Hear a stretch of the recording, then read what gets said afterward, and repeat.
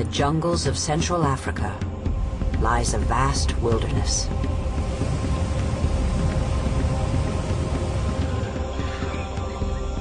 Where an ancient world is touched by a modern one. And impenetrable forest meets the ocean. This is Gabon.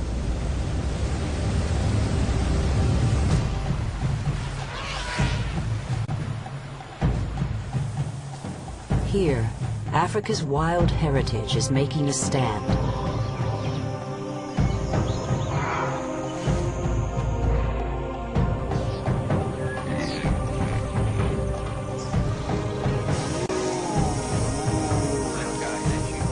In a world where many species face extinction, Gabon is a rare beacon of hope. But its natural riches also make it vulnerable. As the needs of many species come up against the needs of one.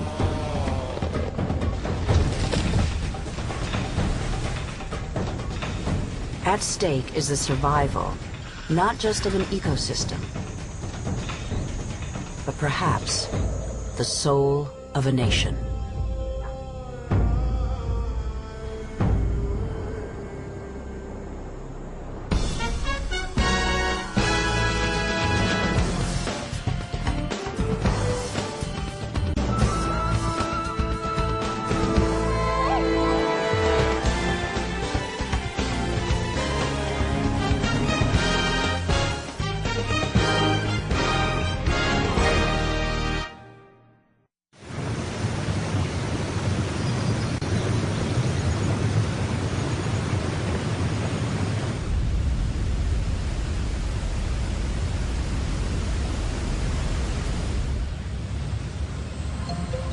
It is the last place of its kind.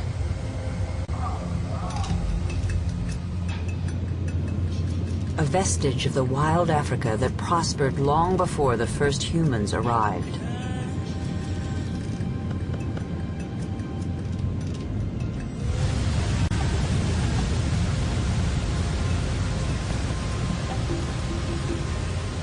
The wilds of Gabon look today much as they did then.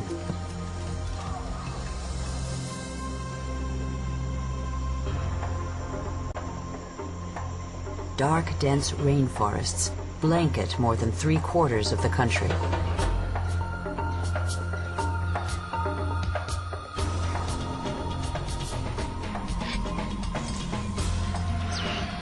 Within them are secret worlds, some of which scientists are just beginning to know.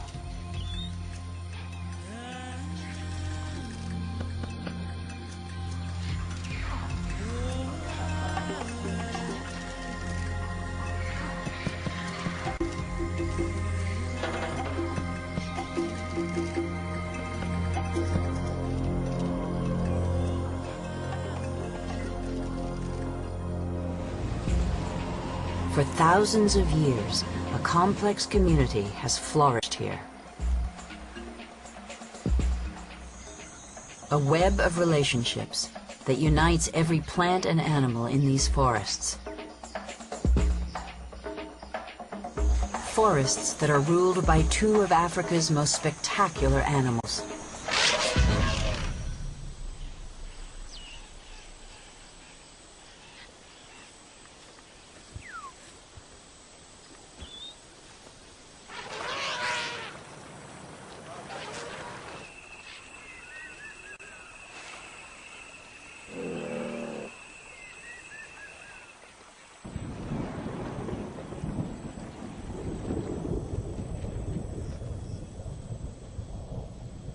Gabon's forests are drenched by up to 120 inches of rain a year.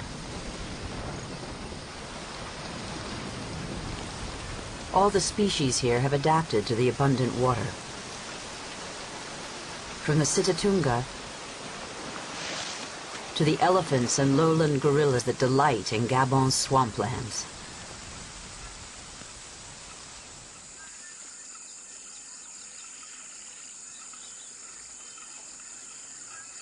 But this idyllic scene unfolds against an ever more precarious backdrop. Gabon lies right on the equator in Central Africa, surrounded by nations where civil unrest and uncontrolled exploitation of natural resources are rampant.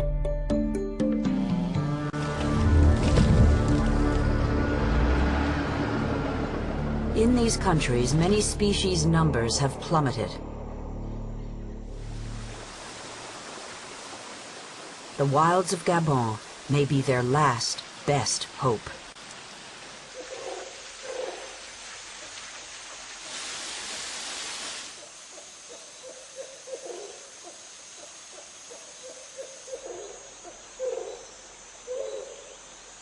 In 2002, Gabon's leaders took a bold step. They established a system of national parks covering more than 10% of the country. Nothing on this scale had ever been attempted in Africa. Each of the parks has its own distinctive treasures. Lopé, in the center of Gabon, is home to the biggest troops of mandrills ever recorded. Loango, to the west, has the breathtaking coastline. In Avindo, to the east, some of the biggest waterfalls in Central Africa. But the heart of Gabon is the jungle, which is dominated by one animal, the forest elephant.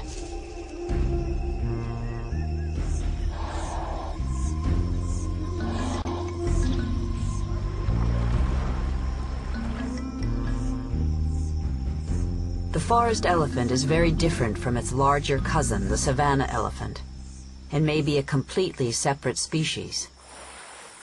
It has adapted to the forest environment by developing long, straight tusks, which evolved to ease its passage through the tangled foliage. Remarkably, the elephant actually helps to create its jungle home. Like other forest dwellers, elephants' movements are driven by the availability of food, especially fruit.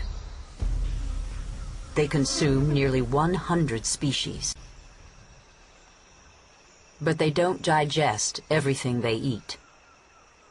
Deposited in their dung, many seeds end up as food for other mammals, like Red River hogs.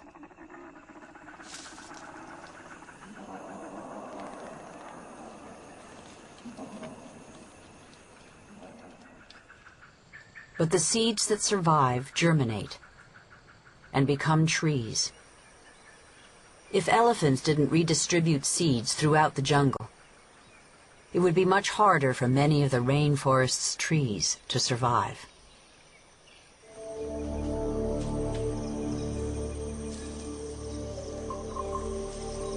As they move from one fruiting tree to the next, elephants create a huge network of trails that crisscross the forest.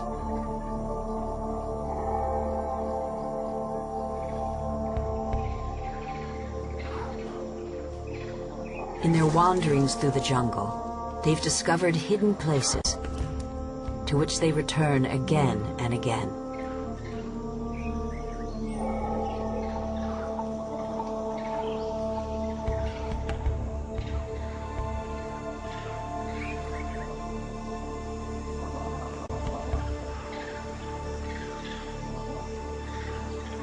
This cave conceals something that elephants crave: precious mineral salts.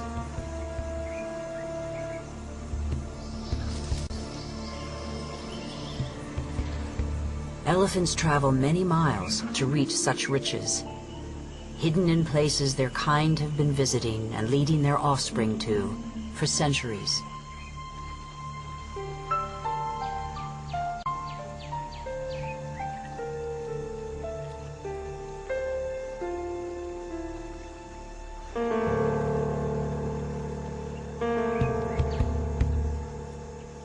The steps carved into the slope are a sign of just how long this tradition has lasted.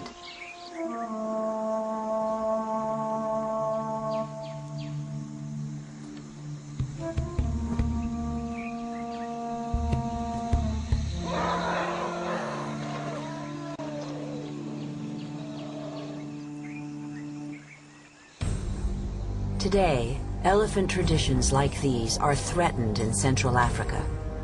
And ironically, it's partly the elephant's skill as road builders that's put them in danger. Poachers supplying the lucrative ivory trade use these same trails to track down their quarry. And when they do, the outcome can be horrific.